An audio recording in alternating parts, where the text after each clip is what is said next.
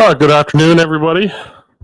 Todd here at Woodturning Tool Store, coming to you from my shop in Allen, Texas. Good to have you here. Good to be here. It is Friday again, and it is 2:30 p.m. Central Time, and we get to play in the shop a little bit today. So, good afternoon, Lowell. Good to see you here. Well into 90 now, though. Nice, nice. We're still a little chilly here, probably 45, 50 degrees. So yeah, I'm glad that cold snap's over. So a week gone now, or a little bit less than that. So yeah, it's hopefully everything's sounding okay on my end. It looks like I'm coming through fine. So again, my name is Todd. 2:30 Todd. I do that on Friday afternoon. So good to be here. So today, and I'll put myself in the corner here. We're continuing the series, the face grain series of all things wood turning. So we're talking tools, equipment, processes, and techniques in wooden materials. So if you got questions, please throw them in the chat. I'm streaming to both YouTube and YouTube Live and Facebook Live at the same time. So we'll see people from both destinations come in. So here you got Tony from on Facebook. Hey, Tony, good to have you here. And Philip, good to have you here. He's on YouTube, so good evening to you, Philip, in the over there. I think Philip's in the UK. And Rick, good to have you here. I want to say North Carolina. Not quite sure. I think that's right. So good to have you here, Rick. Thank you for chiming in. So yeah, let's. What are we doing? So last week we did this little bowl, simple bowl. I actually haven't finished it yet.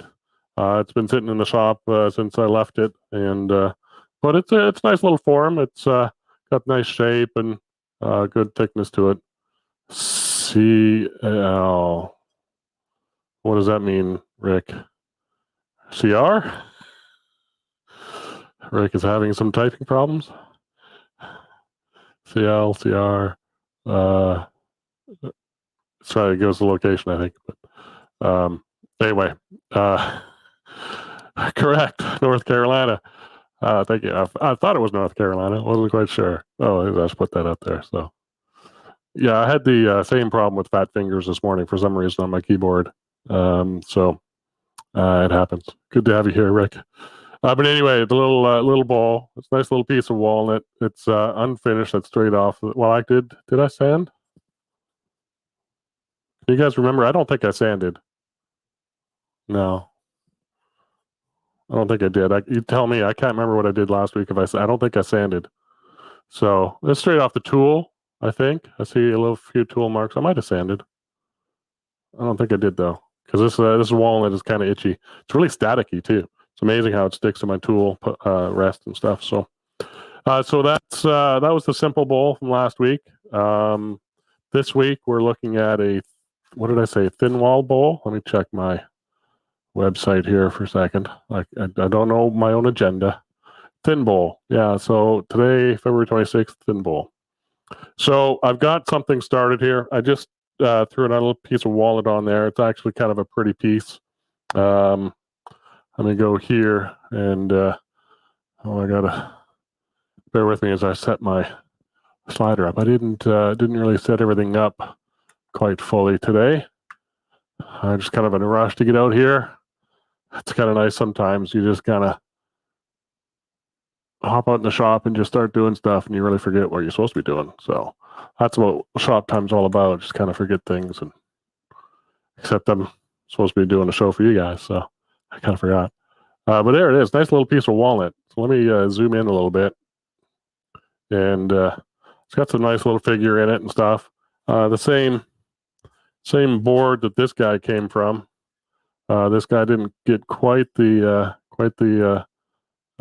figure that this one got, but yeah. And then there's a couple more pieces over there. So I was just taking off wood in different ways to kind of see and play and waste some wood. So not a big deal. I wanted to get started because we are got to talk about thin wall turning, and so I wanted to get this kind of half set for you. So I got a tenon on there.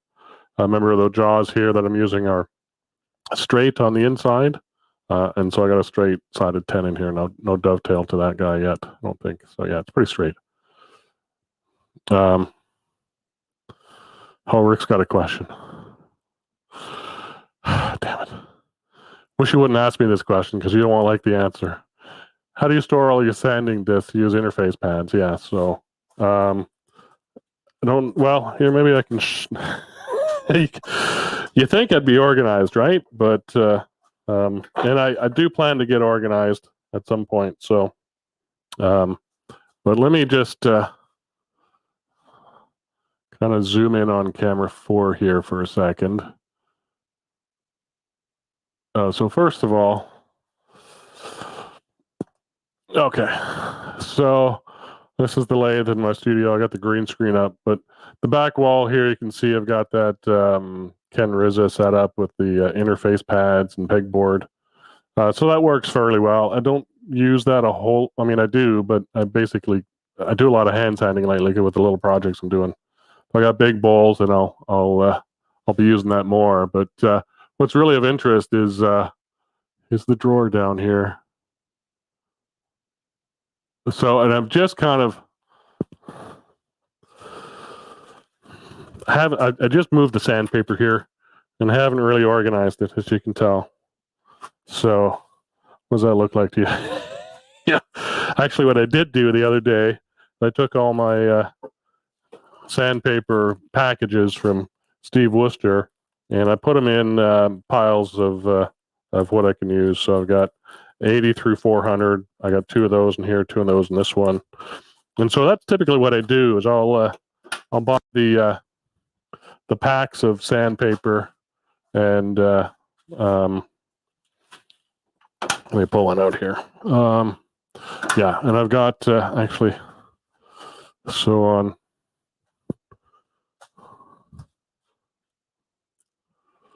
on the sanding wall over here, I typically hang a little magnet, a little bag that I'm going to be using. So we will take that, and we've got 80 through 400 in these little bags. So yeah, go see Steve Wooster for sandpaper, turningwood.com. He's a nice guy. He's part of our club.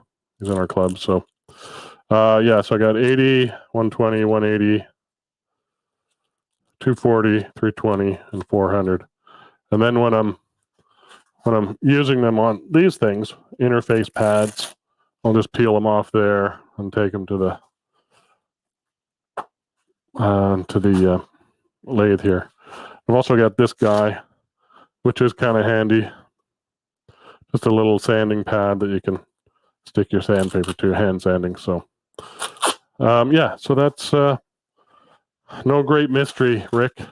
That's kind of what I've been using. So yeah, didn't think you'd like the answer, but that's the gist of it. It's really not the best organized right now. This drawer down behind me has got to be fixed at some point, but right now it works for me. If I was turning a lot more, I would have it more organized for sure. And I did have use one of those little index card file folder things, expandable ones.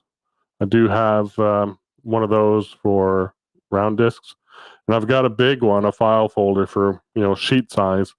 That works really well. That's in my cupboard. So sheet size paper I have in one of those divided file folder things, cases. So yeah, good. Roy, good to have you here. Thanks for joining. Appreciate it. And Rick, yeah, so I like that his all have the grid on the disc. Yeah, I do too. That is nice. I imagine he sits there at night and stamps sandpaper. Don't know. I'd have to ask Steve that. But so anyway, let's get back to this guy. I'm pretty much finished the outside. I was just doing some shear scraping, just to kind of finish off the outside here, so we can turn it around and talk about the strategies for thin wall stuff. So a little safety goggles here. I've got my little half round bar with my teardrop cutter on it. I'm going to be using this for for shear scraping here. David Leader, good to have you here, David. Thank you. Yo, like that. Thanks for coming. So we'll do just a little bit of shear scraping, just to clean this up a little bit. Get that off there. And so, kind of standing to the left of the lathe head, a little bit, or right in front of the lathe head. We've got a shear angle on the cutter here. I've got the tool raked this way, so I'm less than 90 degrees in this angle. And got this nice rounded cutter, so it'll go into this cove here. And then I can also do the bead side of this. It's a two-shaped bowl. It's kind of cove down here and lightly rounded up there. I was just farting around with shapes. So 1700 RPM, and just a light pass.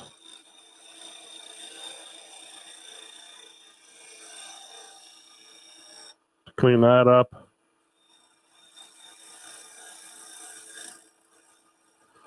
Hitting some vibration there, so I'm just kind of slowing down, going over this, back and forth.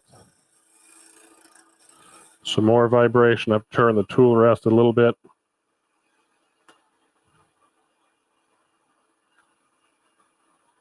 With the camera back there, I've got to turn my banjo a little bit that way.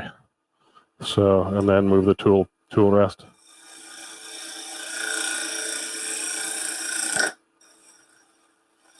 And that bounces off that edge. I haven't cleaned this face yet, so I'm going to kind of ignore that top rim.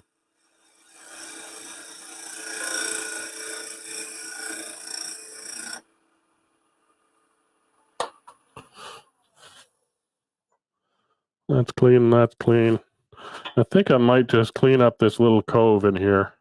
Concentrate on that a little bit more.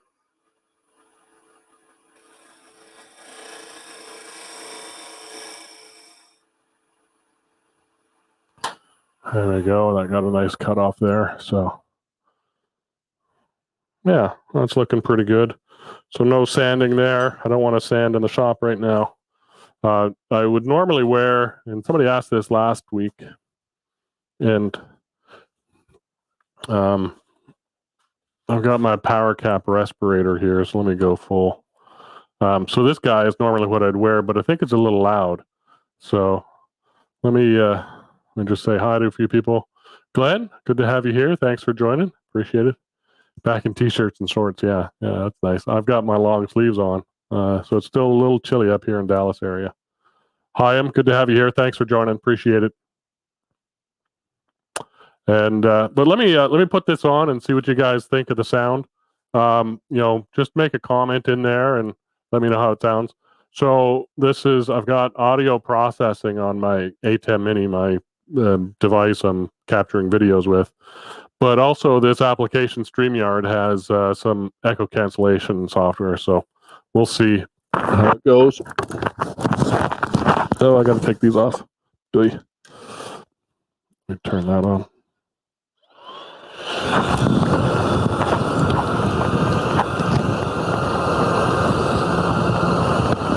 So there's the sound. Let me know how that comes through. Can you hear me okay? Can you understand me? Can you hear the background noise?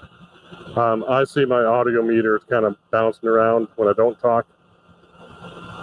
So I think it is a little noisy.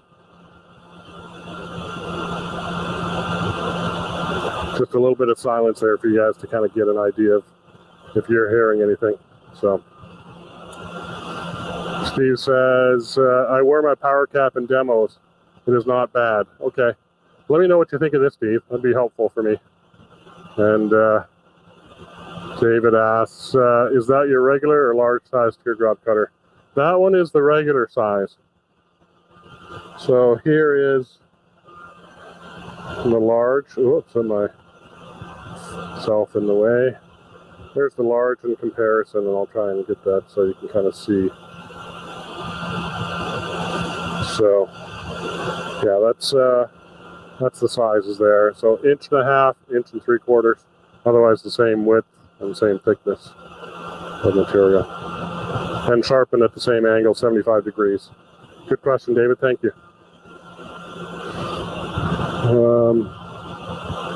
Let's see. Oh, okay. We got a bunch of people. Sounds fine. Oh, my little trackpad's not working a little bit here. Steve says, hear you just fine. Good. Okay. Can hear you okay. Sounds fine. Hear you fine. Oh, my wife says so you sound good. Was that a come on, Shelly? Good stuff. Okay, well, good. Well, maybe I'll leave this on for the duration. I can play this back. I'd like to hear what it sounds like.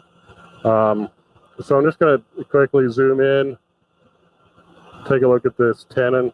Looks okay. I got a bit of a shoulder here, so I think I'm okay there. I hope it's the right size for this jaw. It looks like it should be fine. So let's take it out and turn it around. So I had this little step center in there. This is a Nova chuck with a Sorby or one-way step center, but it seems to work okay. You got to find the right spot for it. The jaws sit on this face here, so you want to get the groove right in the jaws here, so it doesn't spin on you. It doesn't go back in on you. So let's see how well I did here. Looks all right.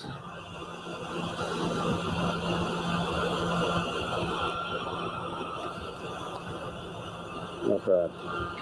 Okay, so it goes away.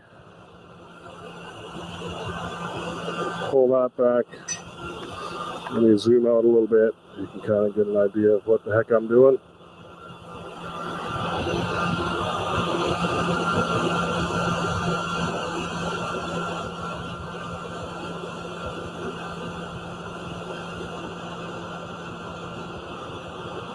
Okay.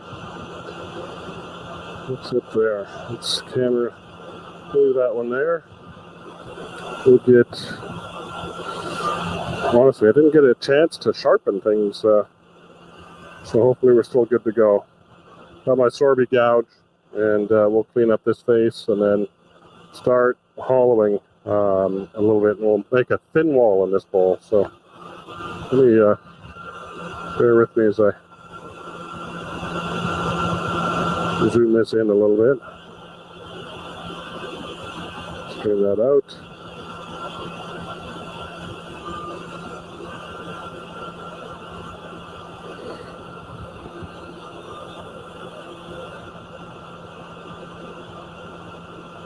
Okay.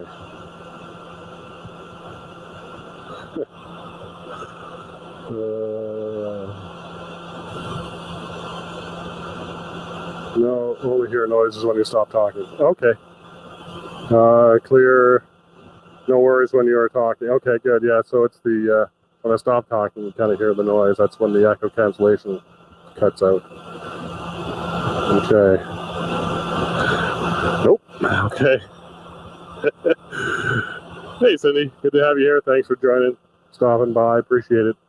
And so I'm trying out the power cap and seeing out what the sound sounds like. So so far, I think it's sounding okay. And Steve saying hi to Shelly, and Shelly saying hi to Steve. I like that. I like that. So we got this little bowl running in here. We're going to clean up the face here.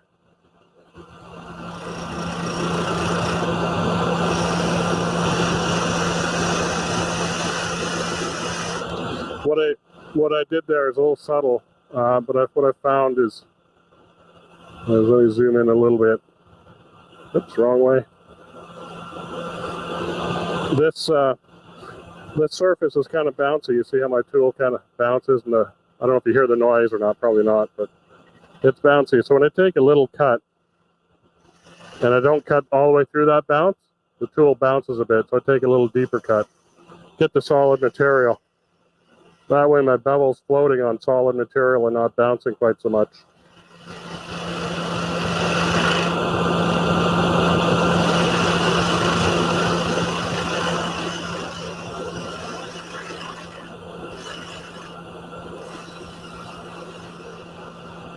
We can leave that center for now. I'll just clean off the top of it.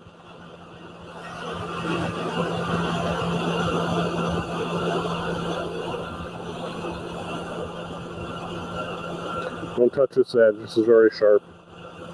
So, some interesting looking walnut. So I'm going to start doing the bowl cuts here. So hopefully, let me move the other camera a little bit, kind of get out of the way of my swing, with my handle. So now it's over there a little bit more, so you can kind of hopefully see a bit better. Actually, maybe I'll go a little higher on that one. Get over top of the handle a little bit. There we go.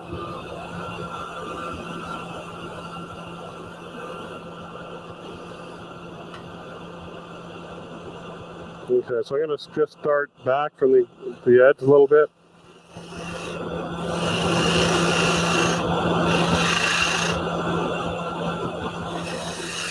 So my strategy here is to leave most of the center and start out here and start getting a little bit of a gully in here, and then start working on the thin wall. Not so bad with dry wood, but with wet wood, you need a bit of a strategy that way. So going slightly deeper with each cut there, and then I'll switch to that view and put that up in the corner. So we got those little grooves.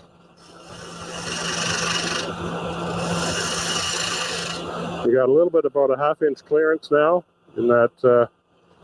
I got that tailstock center just about to poke me in the elbow.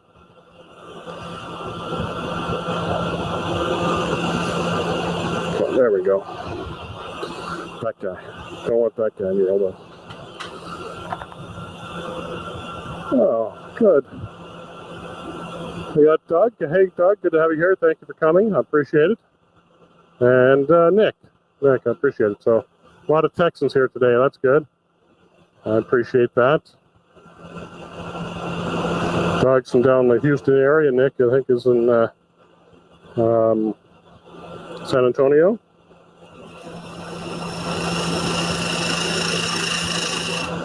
So I'm now working the thin wall, and we'll go thinner yet. I'm eyeing down this profile here. Let me just widen this out just ever so much. I'm eyeing down this profile as I aim my bevel in that direction. And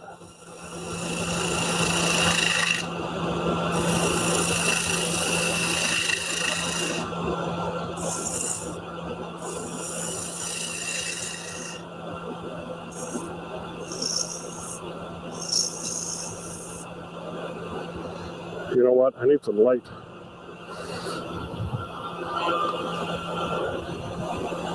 See if that helps. I'm gonna need a little bit more here, I think. Hopefully this doesn't. It's nice about a darker wood like this, walnut. It won't blow out the camera so much. So I'm just lighting that edge a little bit with a little magnetic LED light from Cindy. I sell them here too at Woodturning Tool Store, to try and get an idea with my eyes anyway, how thick I'm going or how thin I'm making this edge.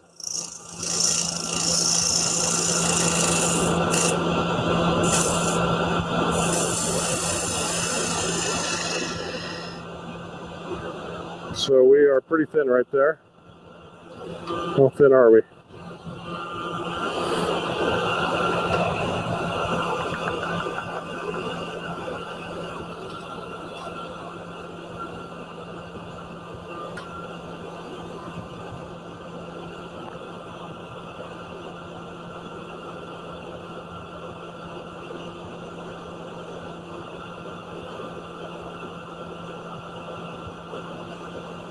We are 0.05.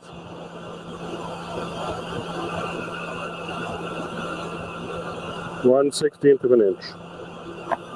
So that's where we're at right now. So will we be able to save that all the way down? I don't know.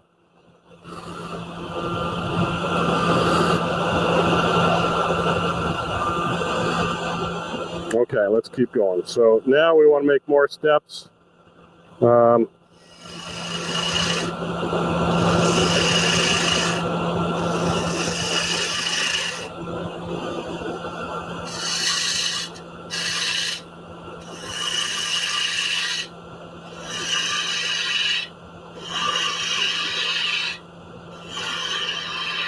Just taking out the core, kind of down to that level.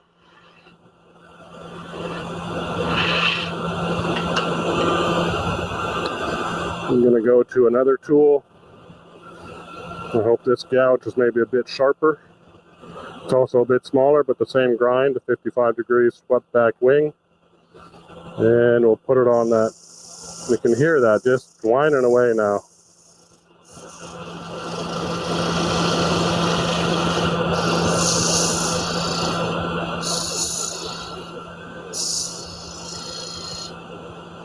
Blending those two together. Oops, that made me jump. I caught my edge. Just ever so slightly. There's really no practicality to this, but there is. I've got some chip out on my edge here, so we'll have to clean that up.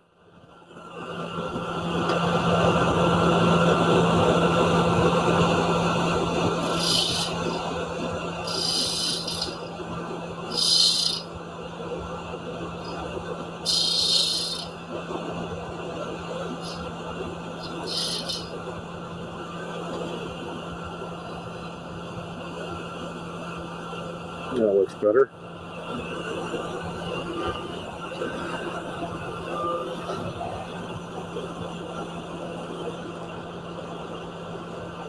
Three 64ths, 1/32 down there, so we drop to 64ths. Okay, let's keep going. So this is basic strategy. Let's take a different. Oh, I got two views up the same thing. There we go. Let's see where we're at here. Where did I miss? Oh, I think we're good. Okay, we'll do a little bit more, and I'm going to use the bigger gouge to kind of waste away.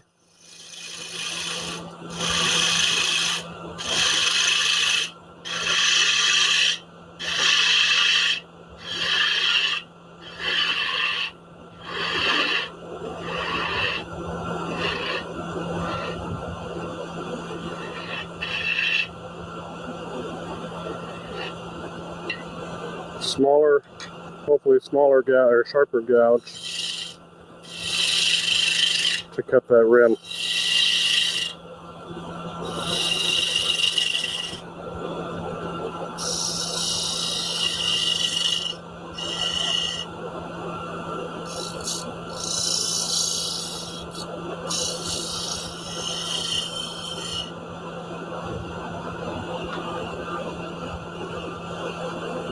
It's probably a good time to sand a little bit.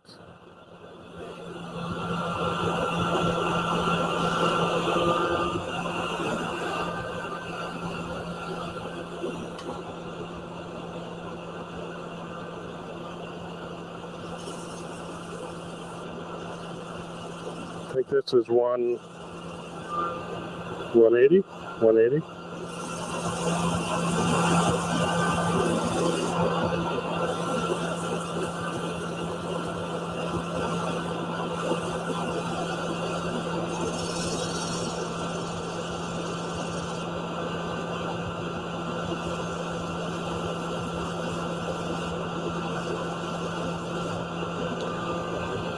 I might go 120. Have a little tool line in there that I want to kind of get out. It's pretty stiff paper.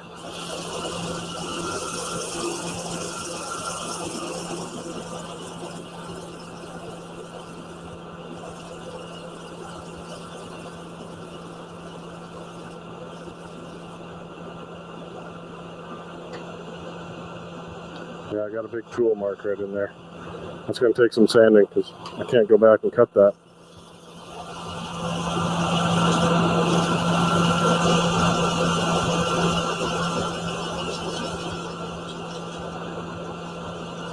I think that was a little catch I kind of had that kind of scared me a little bit. Got my edge caught there, but oh well. It's all good practice. Good fun. It's almost out. Well, that one's not. This is pretty thin to, this is obnoxiously thin. I wouldn't ever do this practically, but from the technique perspective, it's just kind of showing what can be done. And I've got to remember, as I cut, I've got this transition back here, so when I get to that depth, I have to change strategies and sand a bit differently, so, or cut a bit differently. Why not make it a challenge, right?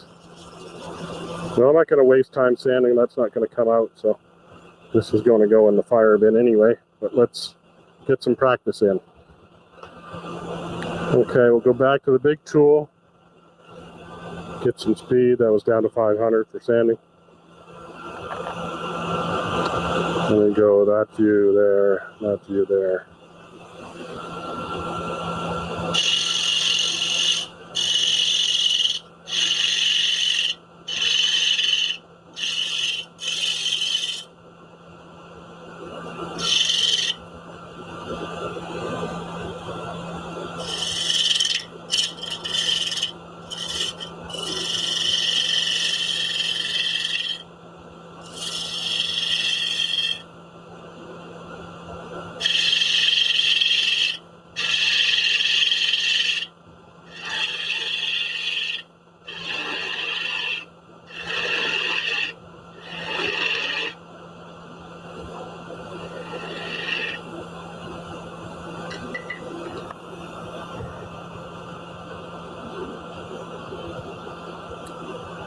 Nick asked, do you slow down the lathe when you sand? Yes. So I'm turning around 1800, and I went down to about 550, I think, for sanding. So yeah, this small of bowl, that's pretty good. So yeah, that's getting a little thin. And we can do that, and as you can see how much that's deflecting. And it's just a little too thin, but that's the fun of it. See how much more we can do. There we go. Oh, look at that. We made a wing. There we go. Just a little too thin. That was fun. But that is...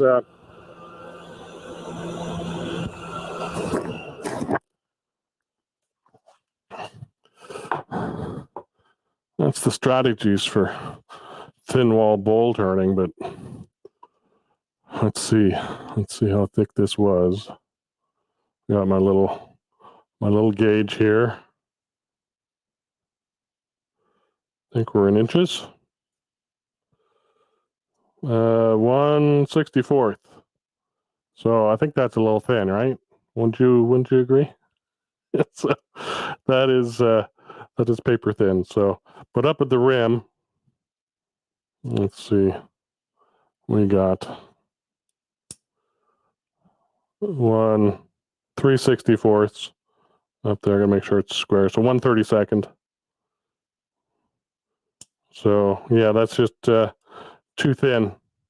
But I wanted to kind of play with it a bit, have some fun, and now I got some veneer stock to do something with. So let's see. Okay. Yeah, so slow down the lathe to sand. The risk is that a swept back gouge or 40/40. So swept back grind. They're both swept back grind. 52 to 55 degree bevel, and then I use my one-way jig to sharpen them all the same profile. So that's just a piece of marker there, but same profile. I do have a 40/40. I didn't use it yet, but there's that one. So we can clean this up and do a bit more cutting. Let me try that. I'll clean it up anyway.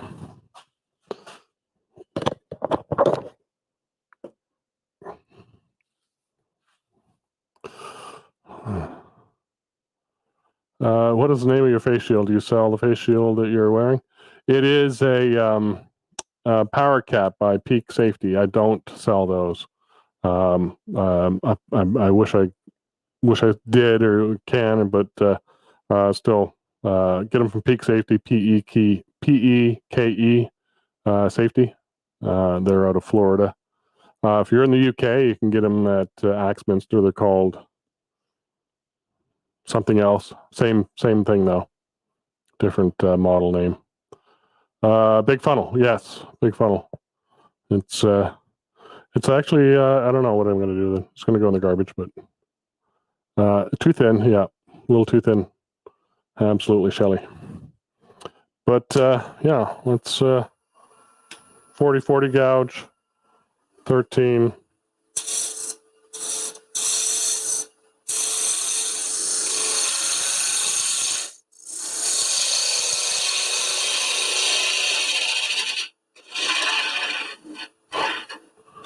And it didn't help that my gouges weren't that sharp. I should have sharpened them before, but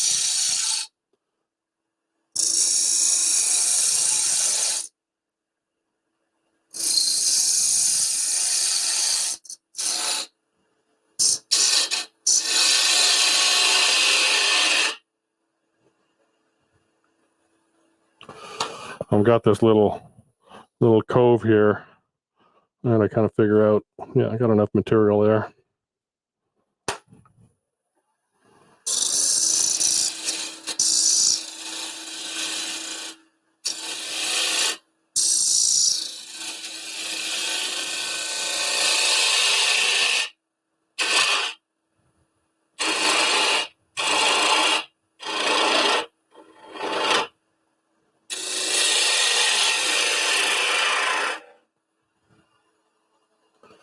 Tailstock view.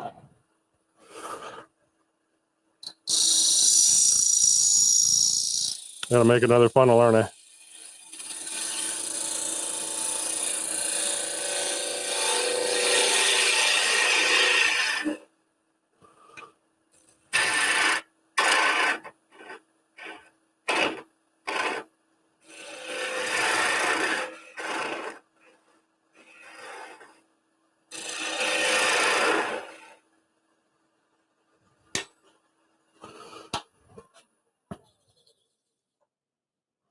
That little ridge right there, but you know what I need is a bottom of the bowl gouge. So let's get one of those. And let's see, got it.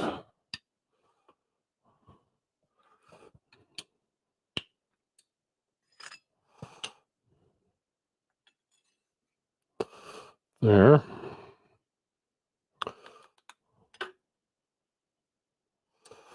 As a matter of fact, I could probably sink that in a little bit more so it's not sticking out quite so far. So I've got a pretty blunt angle on this guy. It's probably 60 some degrees. Let me see if I can show that there. You can see the primary bevel is way up here. This is a secondary bevel, or just ground away. So we're using that one. And that's going to get my tool right up there.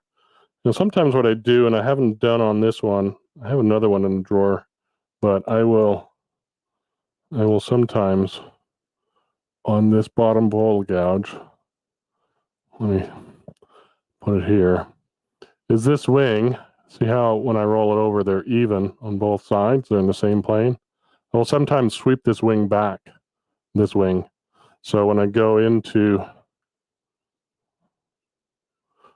lead into the bowl, this wing is back a little bit.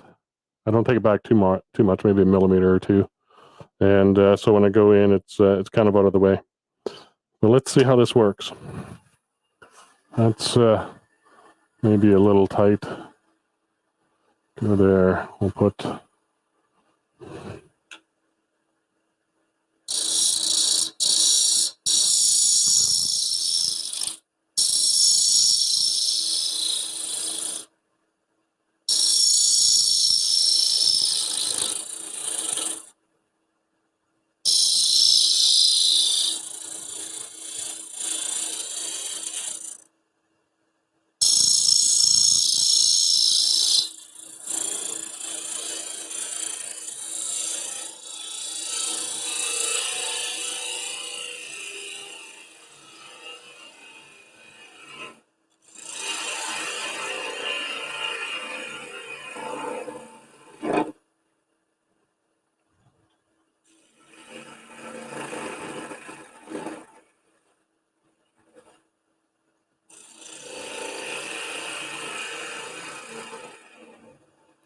still working on this grind angle, but I think it did what I wanted to do, which is to get that little lip off right there.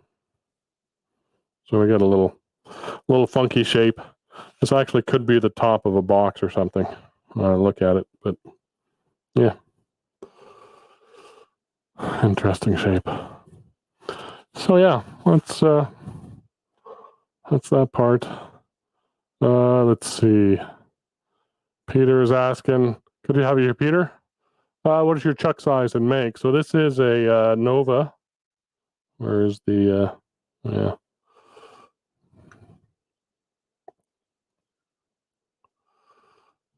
It's a Nova chuck. It's actually on an adapter. So the adapter here is changing my spindle from 1 1/4 by 8 down to 1 by 8, which this chuck is made for. I just find this chuck has smaller jaws that I don't have elsewhere. So yeah, that's why I'm using it. Just smaller jaw set. Yeah, that's what it's on the chuck. I do have. It was kind of a good value. It came in a kit. I don't know, what was it? $150 or something like that for the chuck and 2 sets of jaws or something like that. So it was a sale. I think I had at Rockler a while ago. A couple of years ago. Let's see. Nick, where did I get the mask? So let me put that in the chat. Peak safety for the was it JSP power.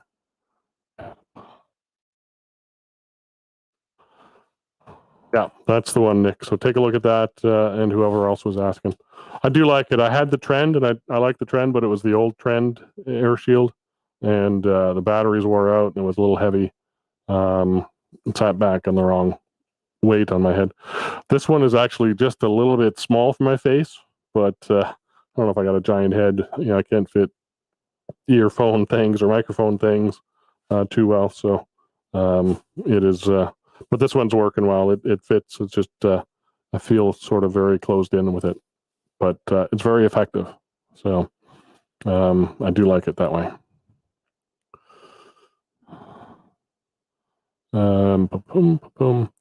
So let me just say a couple of things that we what am I saying? I can get my banners here. Bear with me a second. So just a reminder, everybody, this live stream is every Friday, 2:30 Fridays, and we'll be going for another till March 20. Well, let's just do that. Let's just share the screen.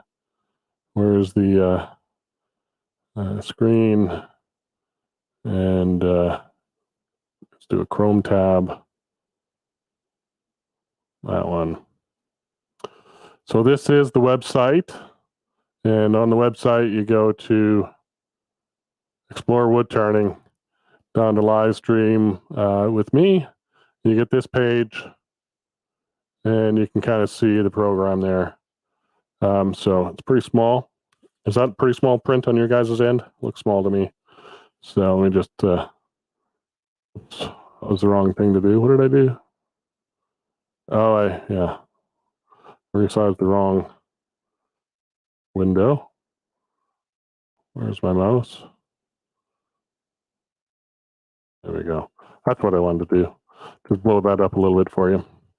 Yeah, so next week, twice turn bowl, and then square bowl, platter, rim. So you'll find you can watch the live stream here. There's all the chat going on. And I got to get below that. Below that, you'll see. Oh, come on. Move. My little trackpad is not working. The previous shows. So yeah, that's where you can find that information. So that's what we will be doing for the next till March 26th, and this series ends. So take a look at that. And one other thing I wanted to show and talk about a little bit is I am doing a demo with Chris Parker next, actually tomorrow, not next, tomorrow and 23 hours and 16 minutes apparently according to my website. So that is going to be Woodturner's Retreat event. You can buy tickets at woodturnersretreat.com, and it's I'm going to be doing a small oval box. So what do I need to do to show this? Let's do this one. Not that one, this one. There we go, full overlay. So I got a little block of wood here laid out for doing a little box. So I did one the other day. Shelly likes it. I got to do some decoration on it, some embellishment. So yeah, that'll be doing. Chris Parker's doing a self-presenting bowl. Not quite sure. I haven't seen that demo yet, but it sounds interesting. So back-to-back demos. Chris goes first, and then I do. So, oh, look at that. She's bringing it out. Do you want to Vanna White it? No. Sorry, just having fun with Shelly. Let me go back here. So here is the one I turned for practice. Let me turn this on. Background is a bit easier to see. So there's the oval box. The sphere I turned before. So there's the bottom. There's the inside. So a nice little piece of poplar. This really turned out nice. So just a couple of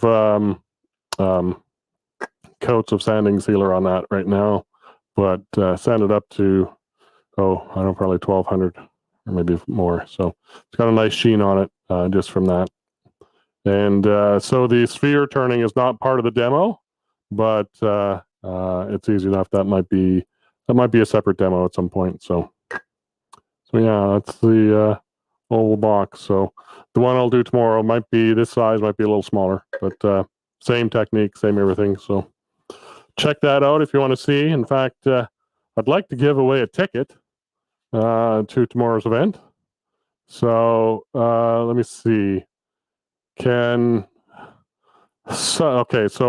I'll ask a question, and the first answer in the chat box will get a free ticket to tomorrow's event. And to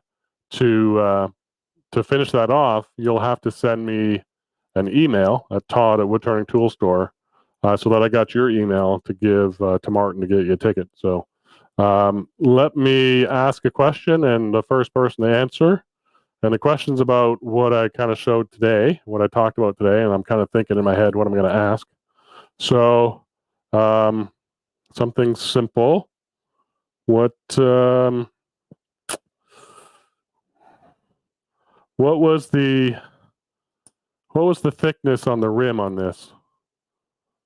Right on the rim, not when I cut through. We measured that, but we also measured this. So anybody have an answer? If you put the answer in the chat, the first person to put the correct answer will get a ticket. So let's see how this works. I haven't done this before, so we'll see. And waiting and waiting and waiting. Take a guess. Let's see. Dwayne said 1/64. Steve said 1/16. Peter said 3/16. We're getting close. 1/64.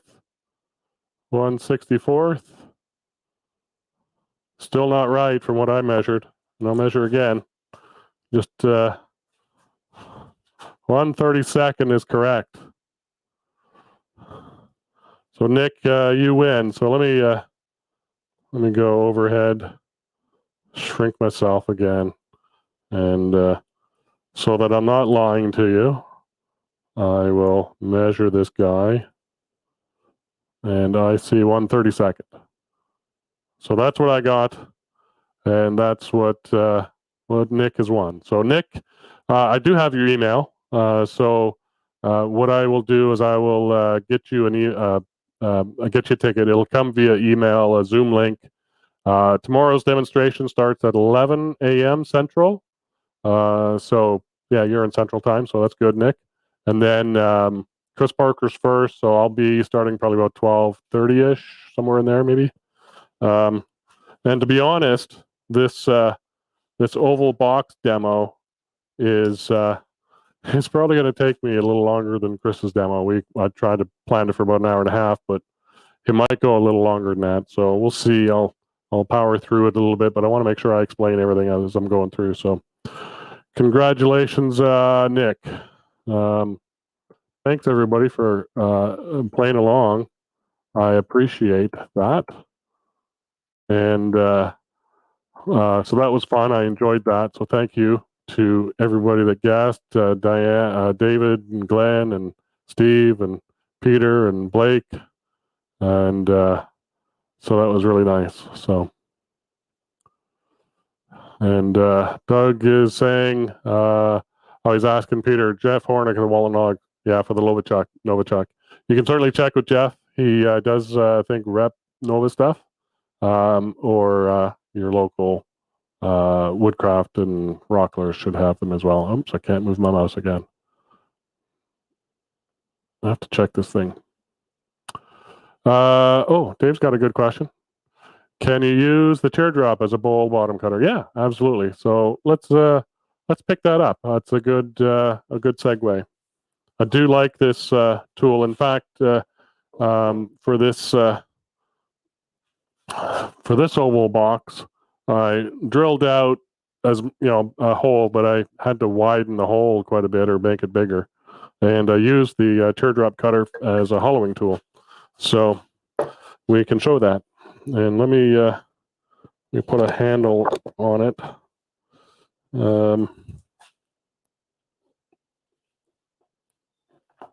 I don't have an adapter on mine. Grab one.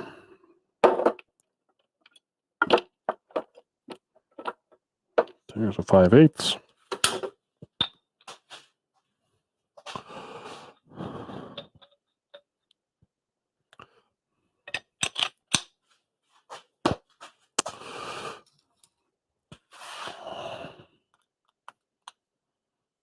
So I was using this half-round bar unhandled earlier when I was doing the outside, but I'll put a handle on it just for clarity's sake here.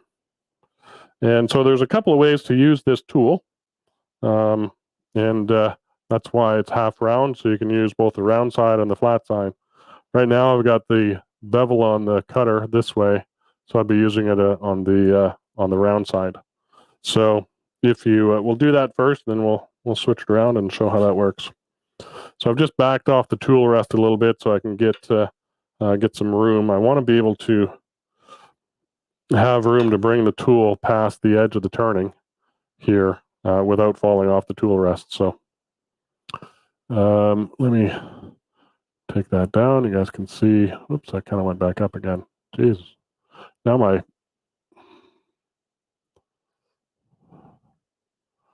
I see my banner's still on. I was wondering what was going on. Oh, okay, now we're back. So if I put that up in the corner, turn this on. So for kind of hollowing this bowl, I would have the tool so the handle's slightly up and my cutter is hitting right on center, which is right there. It's kind of just lightly dancing in the center. Go underneath that center nub. Pick up the cut and come out and shear scrape to the left.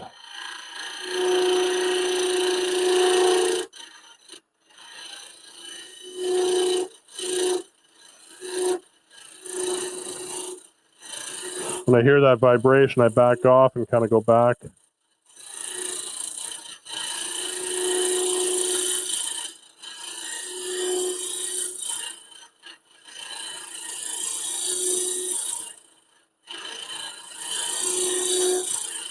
And I'm just kind of making a sweeping curve in there in that bottom of the bowl.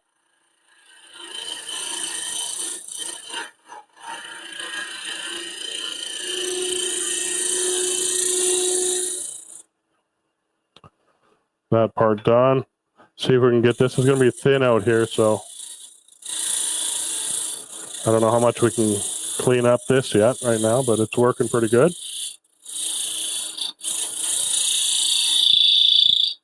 Yeah, that's where it's screaming at me. I'm going to put my fingers behind a little bit to try and stop the screaming. That helps. Not really pushing hard with my fingers, but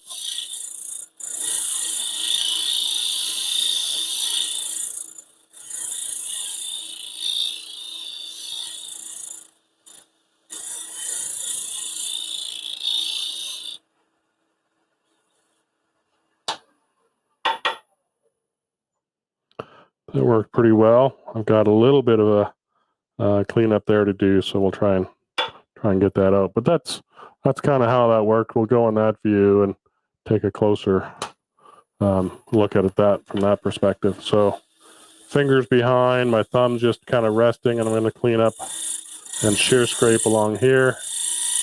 I got a little bump in there.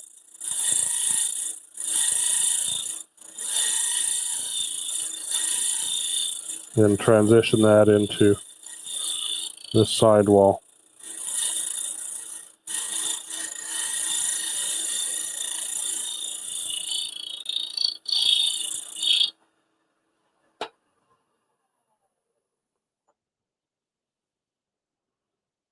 It's looking pretty. I've got a little divot at the bottom there I want to clean up, but let me just zoom in a little bit.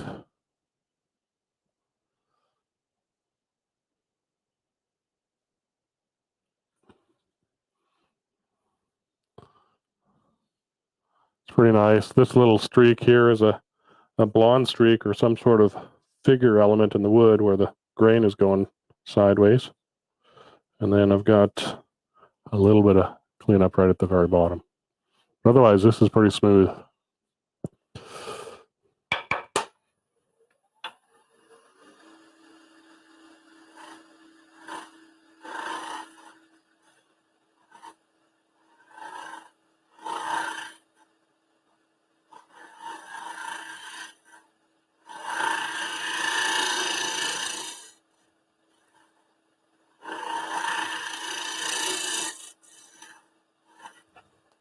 So we could make this more of a true bowl, and I mean it's a pretty good bowl right now, but we could make it more of a square edge to follow the outside shape. But that's a pretty good demo of that right now. If I wanted to hollow with it, I would take this and reverse or flip the cutter over. So the bevel is facing me up with the half round, but when I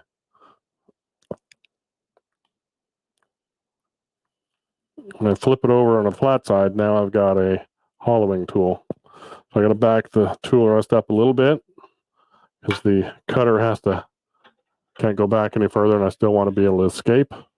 And I want the tool rest up a little bit because now the tool wants to be at center with the handle level. A little bit more. And now we hollow with it. And the half round bar gives you a bit of torque control or twist control. If you have this cutter off to the side a little bit, so it's angled off, then you've got a little bit of torque control. So this will allow us to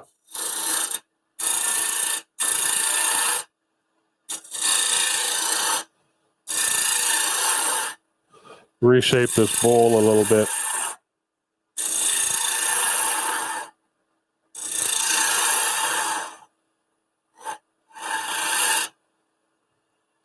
So now we've got more of a bell shape up in there. Oops, you're getting the wrong end of the stick on that one. So there we go. So now we've kind of shaped that a little bit, and it's made a pretty clean cut. I got a little dimple right in the middle. So we'll get underneath it and kind of go up and down until we get that out of there. It's actually good to leave a little dimple rather than a divot.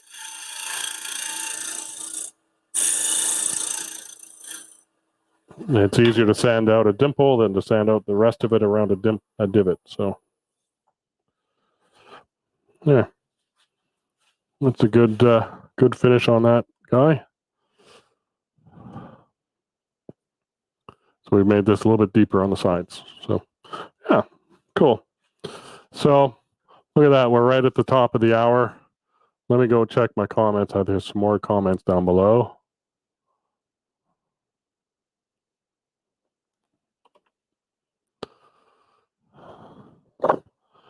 Let's see. Oh, yeah, okay. Yeah, so good point. So yeah, I did explain that at the beginning, but I am streaming to both Facebook and YouTube. So people on YouTube can't see the Facebook comments, but people on Facebook can't see the YouTube comments, but I can see all of them here. And so that's why I kind of post them up there. Let's see. Rick says, would it be any benefit grinding the cutter so it would be a negative rake scraper? You certainly can do that. I haven't done that to any of the ones I personally use. I have put a negative rake on it because somebody asked for it. But to be honest, I am not sure that it really needs it because I use it in a shear scraping mode most of the time, and when I have it on the round side and doing that way. And to me, a shear scraping is a form of negative rake scraping.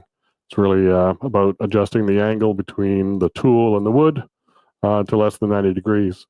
And so I haven't bothered, but certainly if you're hollowing with it like this and you're doing plastics or something that needs a negative rake, put a negative rake on it. Absolutely, not a problem. This is beveled at 75 degrees, so you could put a 5-degree bevel, but you might want to take this down to maybe 60 and put a 10 or 15 on top. So completely up to you. So good question, Rick. At what RPM are you running the teardrop cutter? Don't know. 1700. So doesn't take a whole lot. You can go faster if you want. Dave says, I want one. Well, just let me know. Go visit woodturningtoolstore.com and you'll see it. So anyway, that's going to be it for me today. I appreciate everybody coming, and where'd it go? So I want to challenge everybody to make a invisible thin-walled bowl. There's a bowl there. Trust me. Can't you see it? It's right there. Just put stuff in it. 2:30 Todd. I'll talk to you next week. Everybody have a great weekend, and we'll talk to you soon. Bye for now.